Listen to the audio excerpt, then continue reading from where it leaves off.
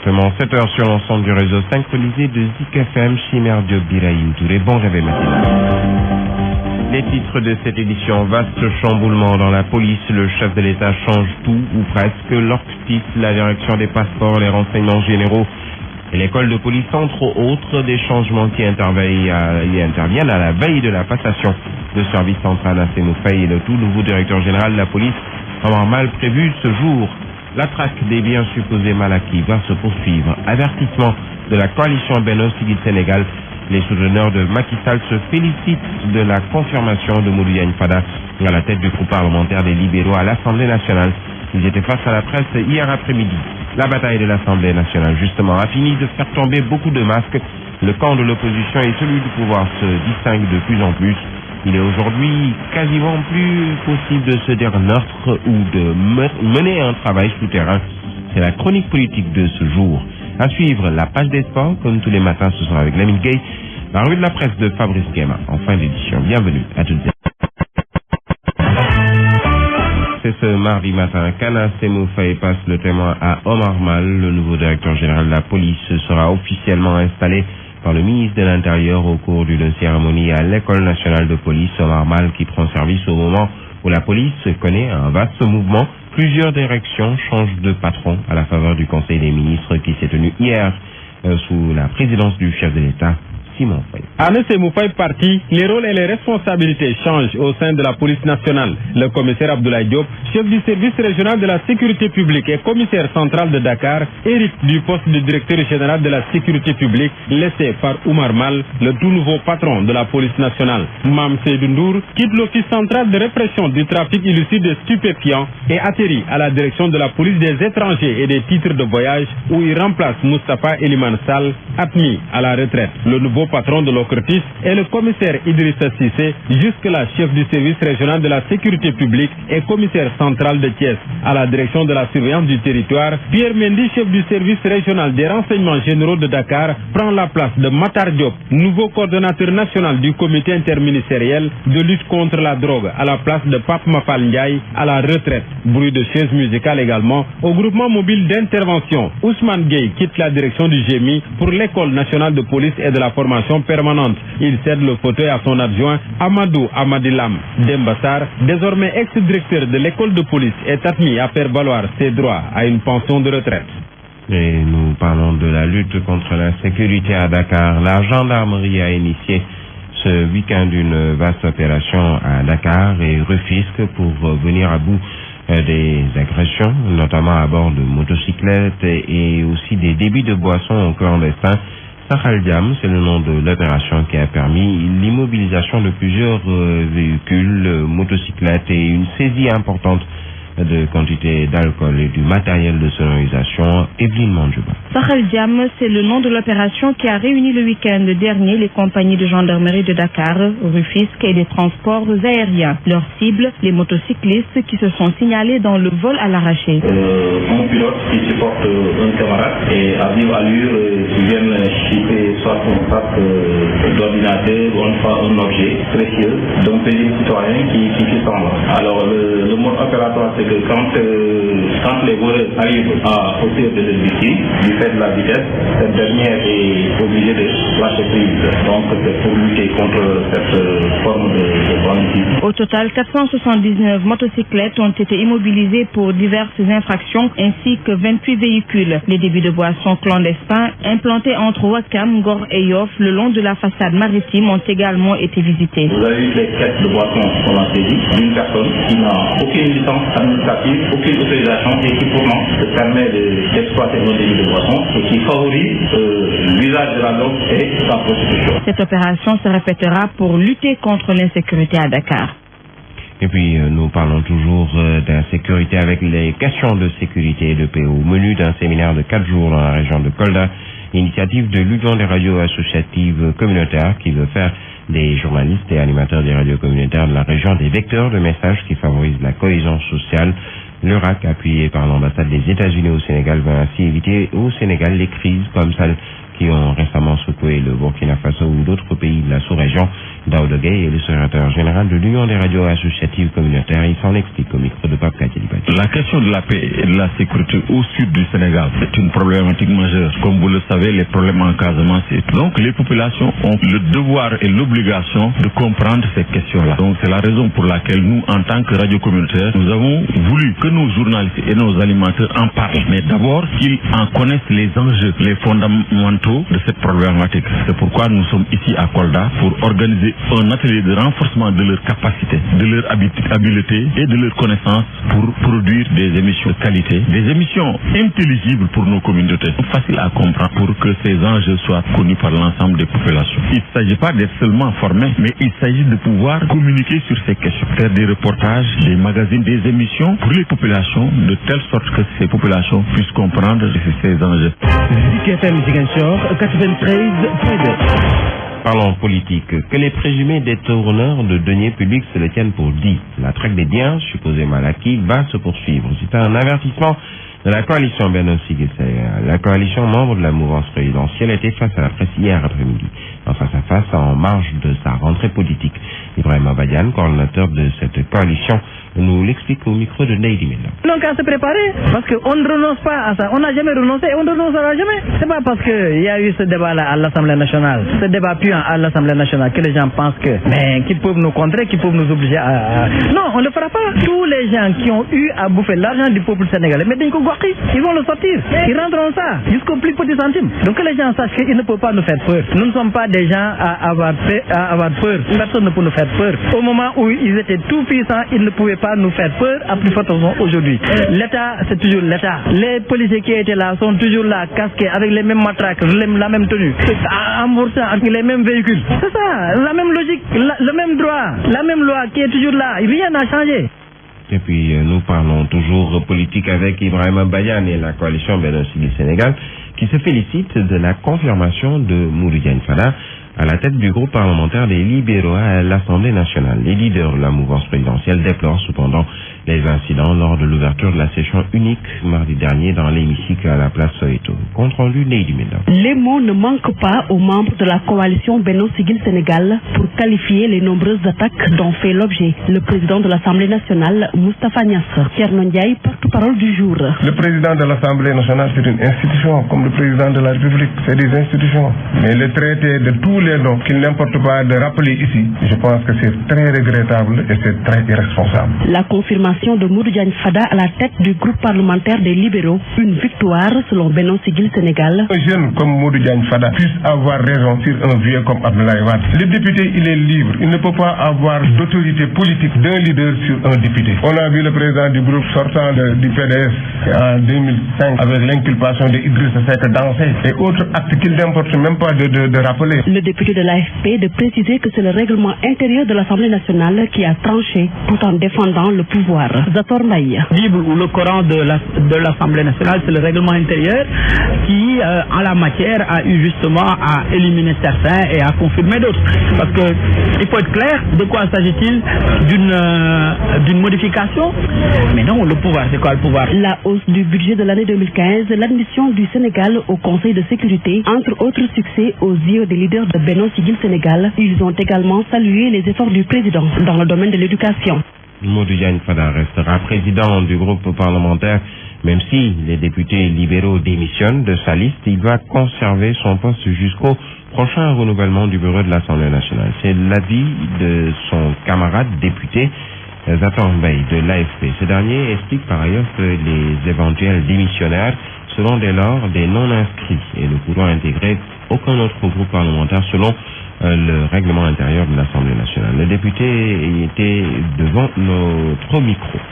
En l'état actuel des textes, les modifications ne peuvent survenir qu'au début de la session. Nous avons déjà ouvert la session et les modifications ont été portées à la connaissance du président de l'Assemblée nationale. Même si tous les députés démissionnaient, ils ne seraient remplacés qu'à l'ouverture de la prochaine session, d'après les textes. Dès lors qu'ils démissionnent, ils sont sous le coup de la loi et ils deviennent immédiatement, ipso facto, des députés non inscrits qui ne pourraient donc pas se rallier en quelconque groupe ou former un quelconque autre groupe parlementaire.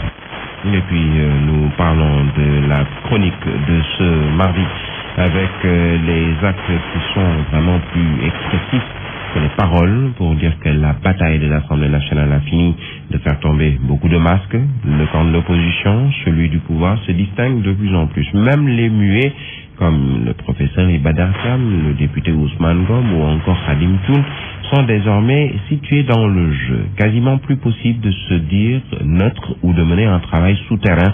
S'afficher au grand jour devient inévitable. C'est la chronique politique de Pape Charsila. Un des mérites de la bataille pour le contrôle du groupe de l'opposition à l'Assemblée nationale, c'est de clarifier le jeu politique ici au Sénégal. On assiste à deux camps distincts. Celui du pouvoir, la majorité présidentielle avec à sa tête Macky Sall, et celui de l'opposition. Deux camps, pas plus. Et aujourd'hui, qu'ils l'acceptent ou non, Fada, en affaiblissant l'opposition, travaille pour la majorité présidentielle. La déduction n'est pas simpliste, elle est logique. Fada est de la majorité présidentielle. Et c'est le cas de Ousmane Ngom, de Ibader Thiam, de Khadim Toun, qui eux également travaillent pour Macky Sall. 3 députés avec Fatou Thiam et Oumar Sarr de Rewmi qui ont barré la route à la constitution d'un grand groupe parlementaire de l'opposition. Et après l'hémicycle, Fada va s'attaquer à l'appareil PDS.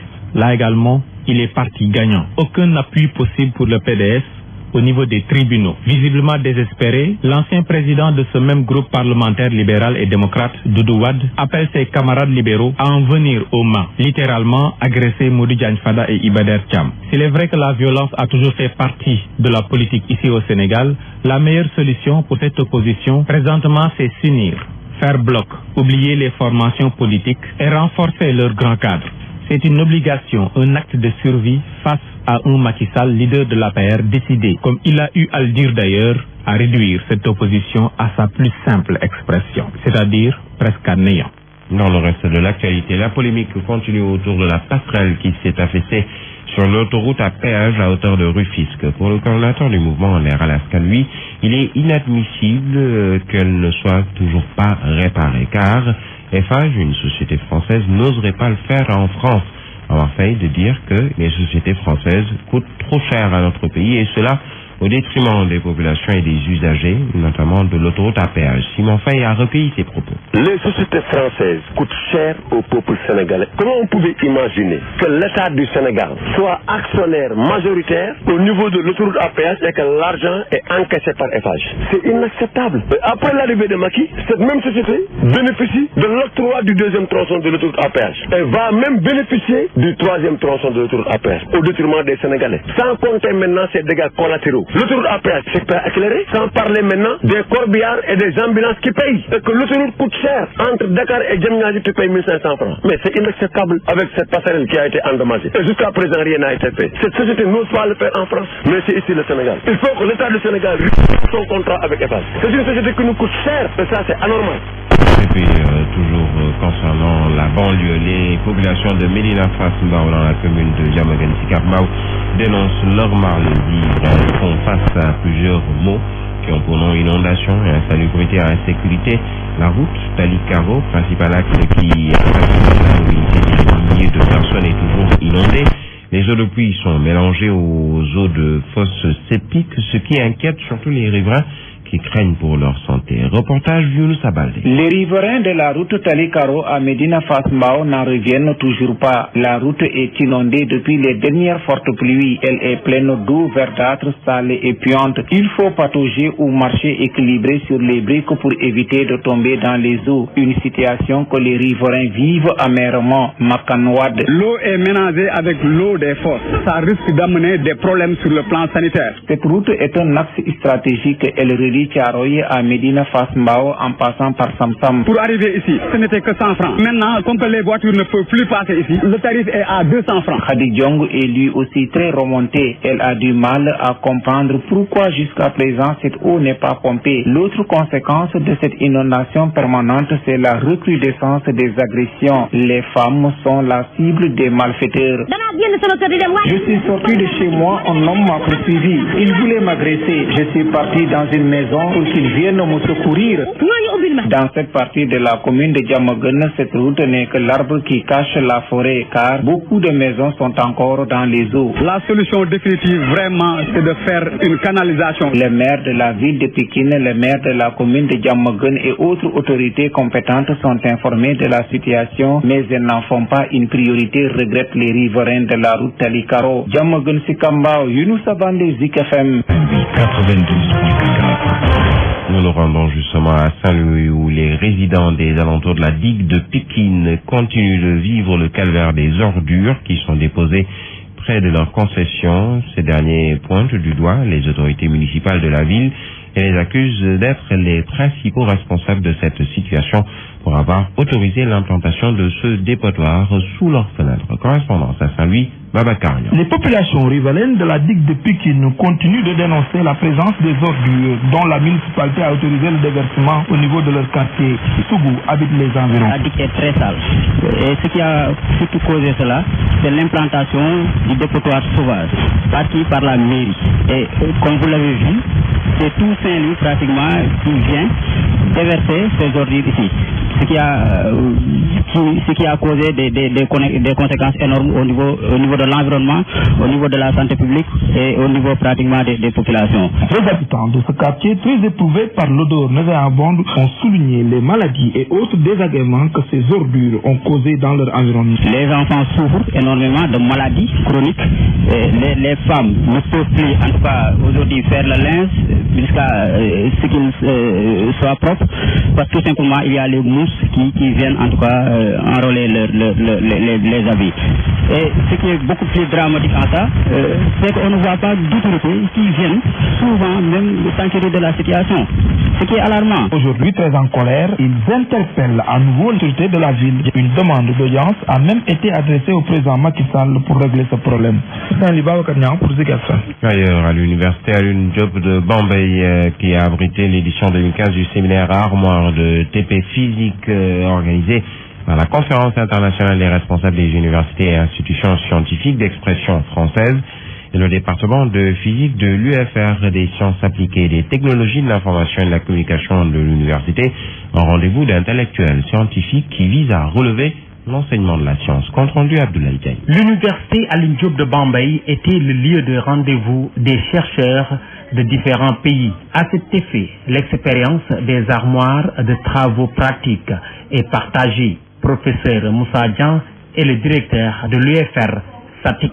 Ces expériences donc seront préparées par des experts français et même locaux qui vont donc montrer aux participants, aux séminaristes, comment préparer ces expériences-là avec un coût moindre. Donc c'est ça en fait. Donc chaque séminariste va rentrer chez lui avec une douzaine de manipulations faciles à réaliser. Une approche par les compétences, dirait-on. Ces armoires permettront aux enseignants de pratiquer et de l'amener au niveau des étudiants qui vont recevoir ces travaux pratiques. Parce qu'on a senti que le savoir-faire a tendance à disparaître. Ces expériences sont ainsi destinées aux scientifiques. Il est obligé de faire des travaux pratiques de physique, de chimie, etc. Même ceux qui font les sciences naturelles, ils font des TP de physique et de chimie. Donc en réalité, c'est destiné aux scientifiques. Ce séminaire montre à suffisance comment les autorités universitaires attachent du prix à redynamiser les sciences.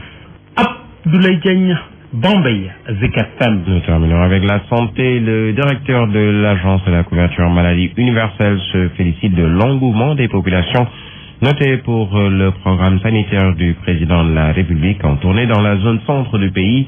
Cheikh Seydi Ababakar Mbeng reconnaît également que le processus de mise en œuvre rencontre quelques contraintes, notamment celles liées à l'indisponibilité des médicaments, mais aussi des mutuelles de santé dans certains endroits et dans d'autres, c'est l'insuffisance de structures de santé. Correspondance à Kaolat Faradiassé. Au terme de son périple dans la zone centre du pays, dans le cadre de la vulgarisation de la couverture maladie universelle, le directeur de la dite agence tire le bilan de sa tournée. Cheikh Seydi Ababakar Mbeng. Nous avons noté avec plaisir que la couverture maladie universelle est déjà une réalité dans ces départements. Toutefois, force est de constater que des chemins restent à parcourir. La mise en œuvre de ce programme sanitaire du chef de l'État bute souvent sur un certain nombre de facteurs bloquants dans plusieurs localités. sécurité. Nous avons noté qu'il y a des difficultés dans ces départements liées à la disponibilité des médicaments. C'est un problème pour la couverture maladie universelle. Des retards de transmission des factures dans la transmission des ressources d'une région médicale à un centre de santé ont été constatés. Le grand défi, c'est celui des mutuelles de santé. En vue de mieux toucher la cible et de matérialiser la vision du chef de l'État, la direction entend implanter des bureaux décentralisés. Il y aura donc un bureau régional à Kaolack, Kaffrine, Tambacounda, qui vont superviser les activités dans les 5 départements que nous avons visités. Il en sera de même évidemment dans toutes les capitales régionales. Le département de Mirkila, dans la région de Kaffrine, a l'honneur d'abriter le 42e comité départemental de développement sur initiative de l'agence de la CMU. Un cadre de partage et d'échange avec les populations bénéficiaires, les élus locaux, notabilités religieuses et coutumières, mais aussi et surtout avec le personnel soignant. Zik FM, Kaffrine, Faradiassé.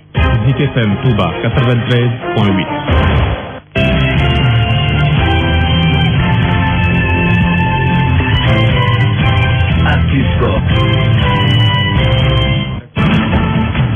L'actualité des sports dans ce studio pour nous présenter ce journal. Lamine Gueye, bienvenue, bonjour. Bonjour Birahim, bonjour à tous. Nous parlons du budget prévu pour les sports cette année qui va connaître une hausse. Oui, c'est un secret de polichinelle de dire que l'argent fait souvent défaut pour notre sport en général.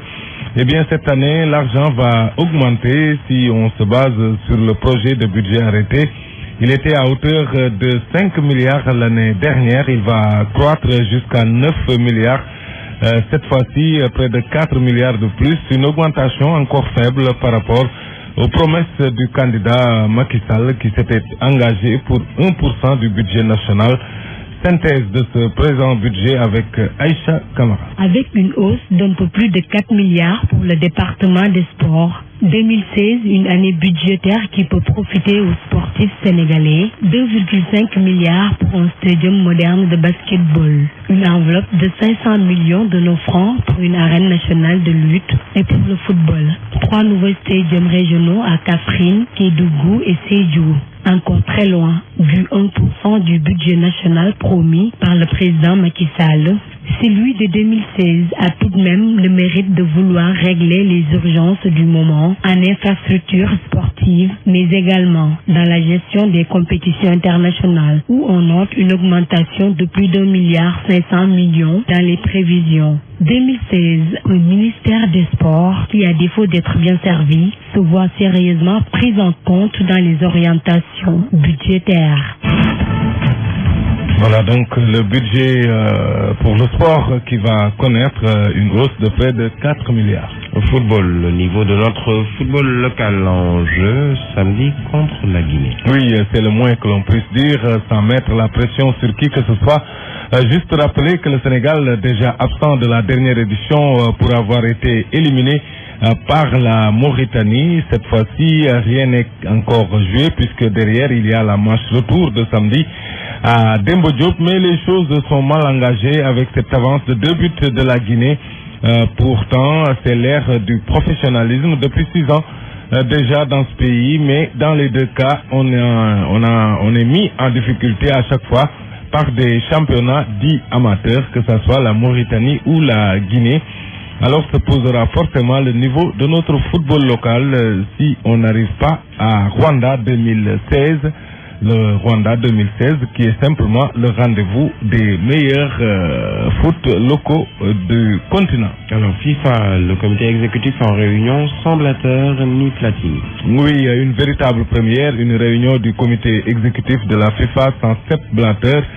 Cela n'est pas arrivé depuis près de 40 ans. Blatter et Platini seront véritablement les absents les plus présents à ce comité exécutif extraordinaire décidé après les suspensions prononcées par la commission d'éthique de la FIFA qui reproche à l'ex-président de la Fédération internationale et l'ancien capitaine des Bleus un versement douteux de près d'1,8 million d'euros de Blatter à Platini. Ils ont fait appel auprès de la commission d'appel de la FIFA en attendant le tribunal arbitral du sport si leur suspension était confirmée. Il n'y a cependant pas de révolution à attendre de ce comité exécutif qui sera dirigé par le Camerounais Issa Hayatou, président par intérim de la FIFA, et au cours duquel seront dévoilées les premières recommandations de la commission des réformes censées restaurer la crédibilité d'une institution sérieusement malmenée ces derniers mois. Plusieurs pistes sont possibles. Limitation du cumul de mandat du président. Proposition, il faut le rappeler, rejetée par la FIFA, c'était en 2014, et une transparence accrue sur les rémunérations des dirigeants. Alors la FIFA, justement, on en parle, on en reste, qui organise la Coupe du Monde des U17, c'est au Chili. Pour aujourd'hui, deuxième sortie de la Guinée qui sera opposée à la Croatie, alors que le Nigeria, l'autre représentant africain, défie le pays organisateur, le Chili, à suivre également au cours de ce jour, USA, Croatie et Angleterre, Brésil. Alors, la Ligue des champions en Europe, la 3e journée démarre aujourd'hui. On va également découvrir le programme de ce jour. Bate Borisov qui accueille le FC Barcelone, qui sera privé, bien sûr, de Messi et de Iniesta. Le Bayer Leverkusen joue contre l'AS Roma dans le groupe F. Dynamo Zagreb contre Olympiakos. Arsenal qui sera sous pression. Arsenal, 2 défaites jusqu'ici, accueille le Bayern de Munich. Le Bayern qui est l'équipe en forme actuellement en Allemagne. Et puis dans le groupe G, le Dynamo Kiev jouera contre Chelsea. Chelsea qui s'est relancé en championnat. On verra ce que ce sera au niveau de la Ligue des champions. Et puis FC Porto Maccabi Tel Aviv dans le groupe H. Enfin, le Zénith Saint-Pétersbourg accueille Lyon. Lyon est sous pression également. Lyon qui compte un seul point joue presque son avenir dans cette compétition. À suivre également Valence qui accueille la Gantoise. Voilà pour la page sport. Merci à vous, Lamine Gueye. 7h27 minutes. Johnny vous offre la revue de presse. Fabrice Ngema, bonjour. Sénégal, bonjour. Remue-ménage chez les flics. La tribune révèle qu'à la suite du départ de Anas Boufaï, Macky chamboule la police. Il s'agit pour le journal du groupe des médias de signaler par exemple que Mam Sedoundour quitte l'Ocrétis. Aussi, les directeurs du GMI et de l'école de police ont été remplacés d'après la tribune qui nous dit également que les RG changent de patron. Le patron de la police qui illustre la une de l'Observateur l'Obs ce matin. Le canard du groupe Avenir Communication de présenter le commissaire Oumar comme un mal pour le bien de la police. En tout cas, il est question des grands chantiers qui attendent le DGPN dans l'Observateur l'Obs. L'Observateur l'Obs révèle l'intégralité des nominations aux différentes directions. Sur ce point, le quotidien crie au scandale. Pourquoi? Eh bien parce qu'aucune femme n'est nommée d'après le journal du groupe Avenir Communication, d'où le titre du quotidien. Le quotidien ce matin, à savoir chamboulement avant l'arrivée du nouveau DGPN. La police débute mal. En réalité des réalités, c'est Oumar ou le nouveau DG de la police nationale qui démarre mal d'après le quotidien. Et la racine du mal, selon le populaire, est que Macky Sall fait le ménage derrière Anna. En tout cas, au sujet des mouvements chez les flics, le populaire nous apprend qu'il a été question de chamboulement dans les grandes directions avec à la clé les retraités mis à l'écart. Sur les écarts de langage contre l'enfant chéri de Keur Madiabel qui n'a jamais fait l'école buissonnière, comprenez Moustapha Niasse, la tribune révèle que la coalition Benno Siggil Sénégal annonce des mesures contre les détracteurs de monsieur le président de l'Assemblée nationale. Et dans les colonnes du journal du groupe des médias, il est question des verbes et des pas mûrs balancés par Benno Siggil Sénégal à Maître Ella Diouf